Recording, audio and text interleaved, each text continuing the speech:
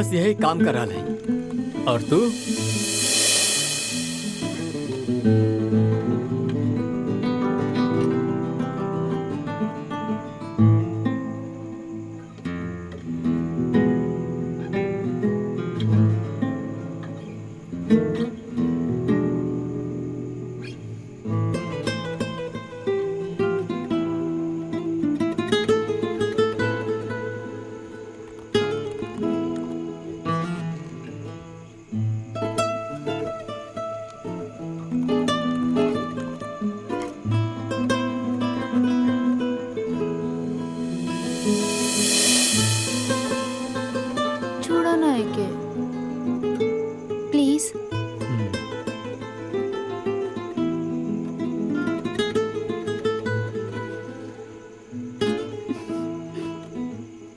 जानू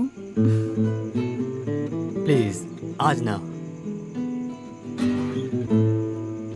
सिर्फ एक बार ना, बिल्कुल भी ना, आज बिल्कुल भी ना, प्लीज। हमके बहुत काम बा। सिर्फ एक बार आज ना,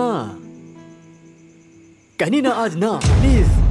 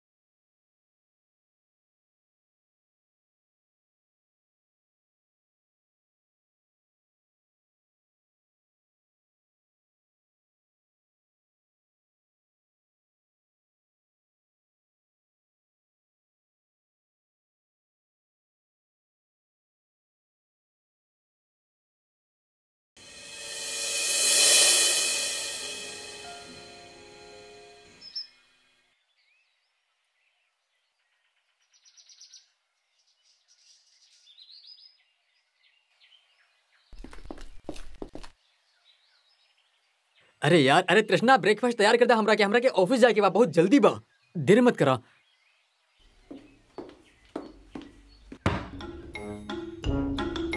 अब का हो गई? अरे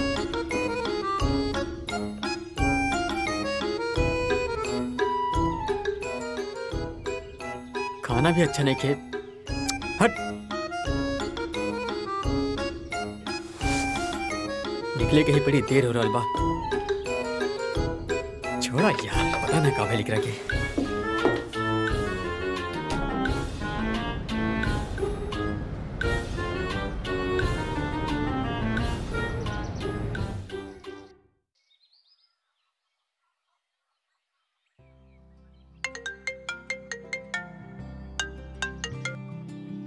हाय, था सूरज कहाँ से निकलल जे तू हमके कॉल कर लू? काहे हम तो के फोन ना करे निका? ओ तो करे लू, बाकी पहला जैसा नहीं खे। तू का बिजी बाड़ू? ना ना, अभी तो सुब्रतो ऑफिस गइल बा। बोल ना का बोले की बा? का बोली यार, रोज रोज एक ही बात, हमके अच्छा नहीं खे लगत। काहे? अब फिर से का हो गई? दीपक कुछ कैलस? अरे ये तो प्रॉब्लम बा, वो कुछ ना करेलन। एकरा मतलब नो घपा घप। हाँ हाँ, हंसा हंसा हमरा ऊपर, तू भी हंसा। अरे बाबा, हम हंसत नहीं की। बोल ना हमके का भइल? का बोली बोला तो? हमने के बीच शादी से पहले सब कुछ अच्छा रहे, पर आजकल तो के का बताई, दीपक एकदम डल जैसन हो गइल बड़े। आगे एटलीस्ट सप्ताह में 1-2 बार होत रहे, अब तो महीना में 1 बार भी ना होखेला। ऑफिस से ऑफिस के काम करे लगलन, ना तो सो जालन, ना तो न्यूज देखे लगलन। हमार लाइफ फेल हो गइल बा। लाइफ के तो ऐसन के तैसन हो गइल बा और उ मस्ती दोबारा नहीं आवे वाला। तो तू पहला जैसा सीड्यूस करे स्टार्ट कर दा, जैसे तू पहले करत रहलू। कहीं पे भी शुरू हो जात रहलू शादी से पहले, वैसे ही फिर से कर लेना यार। ताके का लगता हम कुछ ना करेनी, लेकिन ओके कुछ ना होखेला। उल्टा रूम से बाहर जाके सीधा सुचलन। अब तू ही बतावा, हम उनका ऊपर चढ़ के जोर जबरदस्ती करी, ये ठीक बात है का? लइकन के जात ही ऐसन होखेला। करेक्ट, एकदम सही कहली तू। रोज रोज के झगड़ा सा फेड अप हो गइल बानी। दीपक हमके फील ही ना करेला, हमार पोजीशन के समझ में ना करेला। बाकी हमरा पास एगो बहुत अच्छा सॉल्यूशन बा। डिवोर्स दे दी? अरे चुप कर। अगर तू चाहत बाड़ू तो एक्स्ट्रा मैरिटल अफेयर स्टार्ट कर दा। का तू पागल हो गइल बाड़ू? देखा, गुस्सा वाला तो कोनो काम ना कर ले बानी हम। ये बोलत बानी हम सोच के बोलत बानी। वैसे हम भी एक साथ से एक अफेयर में बानी। तोरा कबो समझ में आइल का? ई तू का बोलत तारू? हाँ यार, सच बोलत बानी। लेकिन हम कहाँ जाइब? ना हम नौकरी करनी ना काम करनी, कहाँ जाइब हम? कहाँ जाके अफेयर करब? उस सब के लेके तू मत सोचा। एक डेटिंग साइट बा, हम सब से नाम कर दे। वो लोग बहुत फ्रेंडली बिहेवियर के बारे, जब भी बोलबो वो घर आ जाई है। लेकिन हम एके का कहब? हमके कुछ समझ में नहीं आवत, हम पूरा तरह से कंफ्यूज्ड बानी। डू यू थिंक ई सही रही? तू इतना सोचत काहे बाड़ू? तू हमरा ऊपर सब छोड़ दाना, हम देख ले। तू रेडी रहा, वो दोपहर आ जाई तोहार घर। अच्छा सुनो सुनो, कोनो प्रॉब्लम तो ना होगी ना? ना ना, तू अगर चिंता मत करा, कुछ ना होई। हमरा पर भरोसा रखा। ओके, सी you, Tata.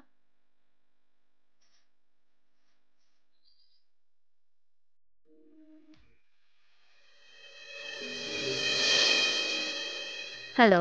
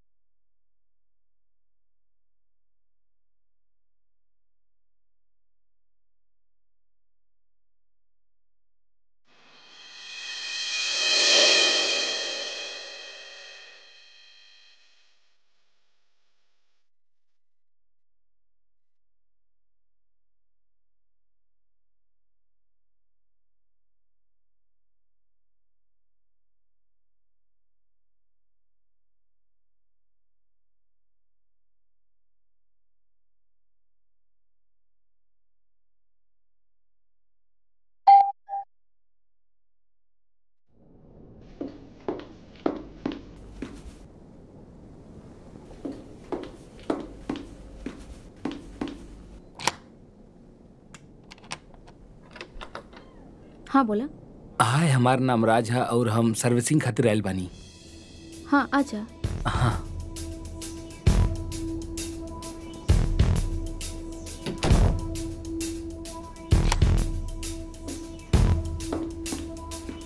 Please sit. Okay. I am just coming. Okay.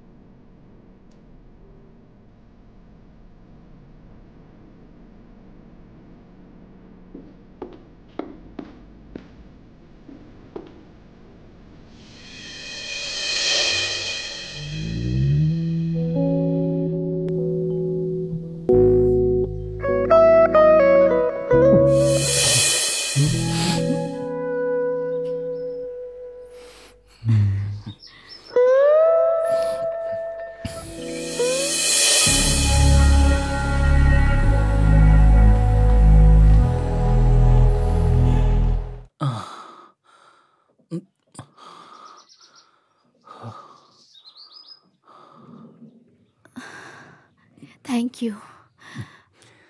It was awesome. Thank you. अब तू जा। हमार हस्बैंड आवत होखे।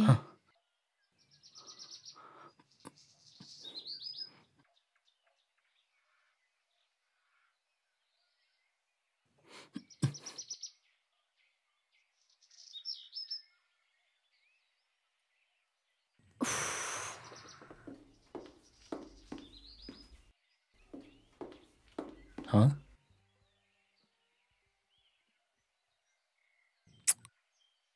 बाय।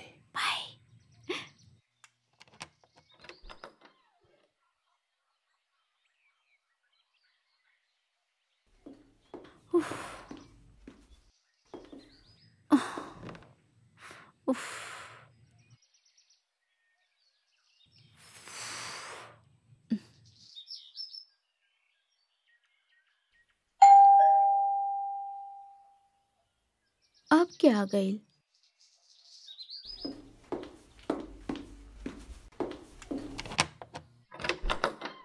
हाय ब्यूटीफुल, हमके तोहार दोस्त रिया भेजले बाड़ी सर्विस खातिर। हम कोनो रिया के नहीं जानत। हाँ?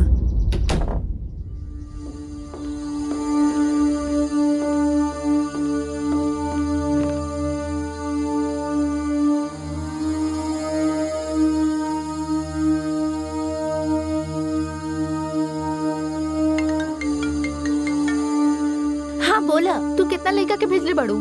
का बकवास करत बाड़ू? आगे राज आइल रहे, अब कोनो राहुल आइल बा। तू का पागल हो गइल बाड़ू? हम कोनो राज के भेजले ही ना बानी, हम राहुल के भेजले बानी। उ आइल का? हाँ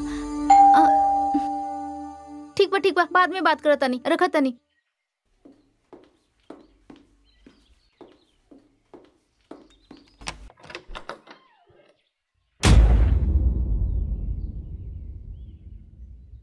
मतलब तू अभी भी गुस्सा बाड़ू का? या दिमाग ठंडा भइल बा? ना, आजा। आई?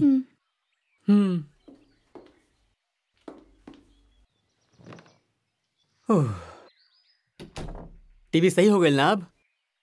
टीवी? हाँ, टीवी ठीक करे खातिर हमें एगो लड़का के भेजले रहनी। अब का नाम रहे ओकर? अरे राज नाम रहे। आइल ना का? एक मिनट। का करे ले लो? एक सेकंड। हाँ हेलो। अरे भाई तोरा से कहले रहे कि टीवी आके ठीक कर दा, तू आइला ना? अब सर कल आएगा। अब कल आई बा?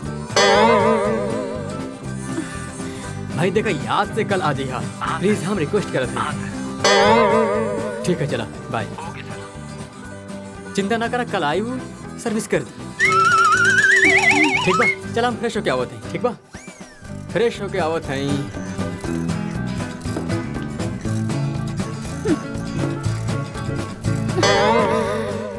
हाय हमर किस्मत, ई का कर देनी।